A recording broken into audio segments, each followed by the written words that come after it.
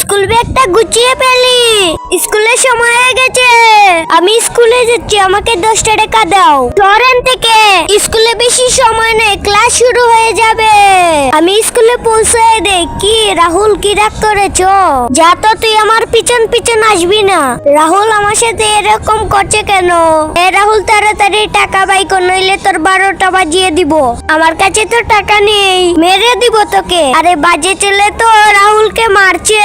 আমাকে ছেড়ে দে বলছি, তোর ব্যাগ পুকুরে ফেলে দিয়েছি। এই ছেলেরা অনেক কুসুপ, রাহুলে ব্যাগ ফেলে দিয়েছে। রাহুল তুমি কান্দা করো না, আমি তোমার ব্যাগ নিয়ে এসেছি। দেখো নিয়ে এসেছি, ঠিক আছে? রাহুল কি আমার উপর এখনো রাগ করে আছে? কিছুই বুঝতে পারছি না। স্কুলের দিকেই যাচ্ছে। কতক্ষণ পর স্কুল ছুটি হয়ে গেল। রাহুল আইসক্রিম খেতে খেতে আসছে। সরি, আমি রাগ করে তোর সাথে খারাপ ব্যবহার করেছি। তুই আইসক্রিম খা, তুই তাড়াতাড়ি আইসক্রিম খা, চল বাড়ি যাই। আর কমেন্টে বলে যাও 5 আর 5 কত।